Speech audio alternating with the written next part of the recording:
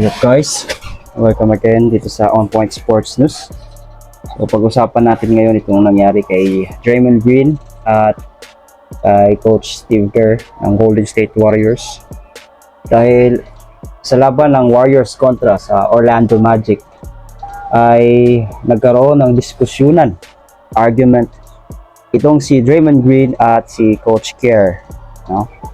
Dahil nga ito sa mga turnovers na nakukumit ng mga players ng Golden State Warriors, particularly kay Draymond Green na leader ng turnover ng kanilang team. Kaya itong si Coach Steve Kerr ay medyo nagalit at siguro pinagsabihan itong si Draymond Green. Kaya naman itong si Green ay sumagot din at nakipagtalo kay Steve Kerr. At eventually itong si Draymond Green ay nag-walk out sa kanilang laban at pumunta sa locker room. Yan ang nangyari. At bago nangyari yon, ang Orlando Magic ang lamang sa third quarter.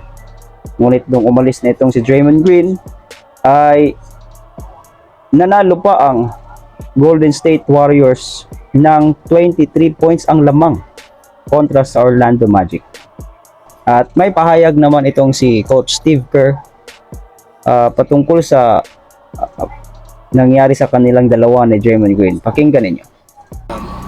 I took the time out just because I thought we lost our focus there a little bit. And, so we had it out a little bit, and he made his decision to go back to the locker room to cool off, and that's all I'm going to say about it. It's everything is private, and I got nothing further to add. Would you? So ayun nga, no guys, medyo sabi ni Steve Kerr, okay na sila doon at kailangan na nilang mag-move forward. Pero yung sigurong pagtayo ni Draymond Green ay mapapansin natin na hindi yun nagustuhan ni Steve Kerr. Kasi itong si Draymond Green bumalik naman sa bench, galing sa locker room, bumalik itong si Draymond Green.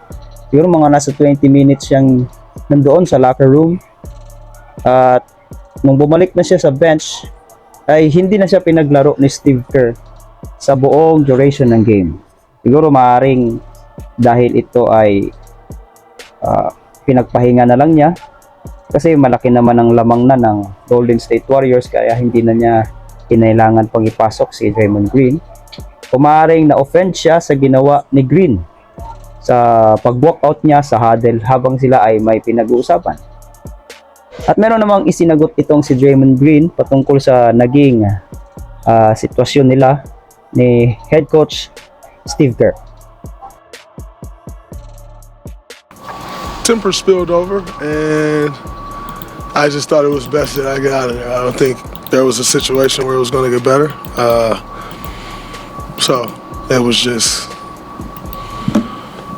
best to remove myself, That's it. So ayun nga guys, kaya nang narinig ninyo.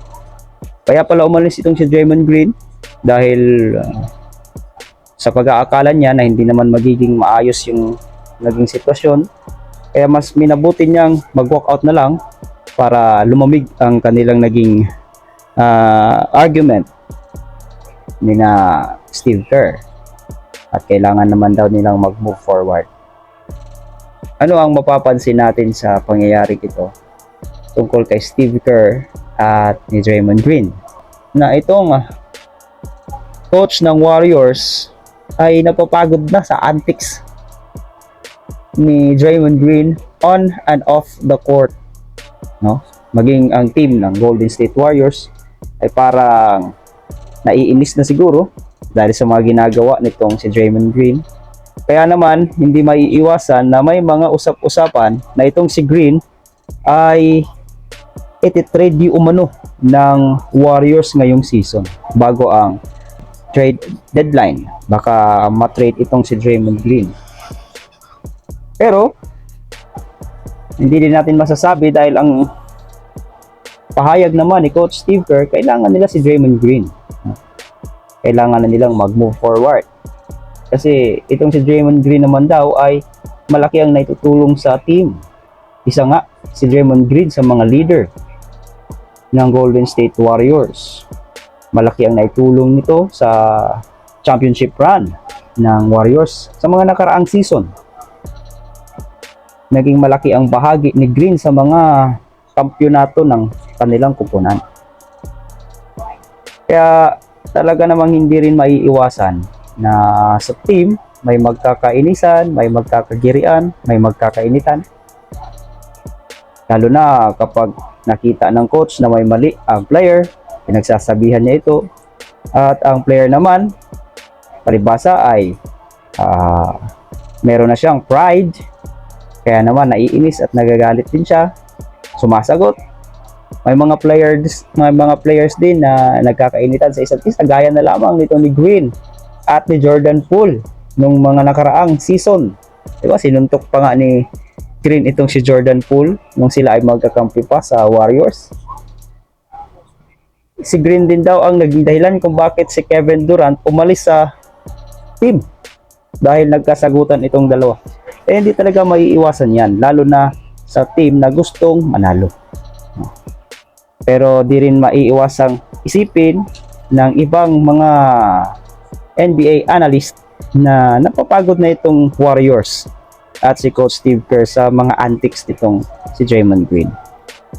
So yun lang mga bossing, antabayanan na lamang natin kung ititrade ba itong si Draymond Green o papanatilihin ng Warriors sa kanilang lineup. So kung gusto nyo pang makinig sa mga ganitong mga sports balita, ay patuloy ninyong subaybayan ang On Point Sports News. Peace!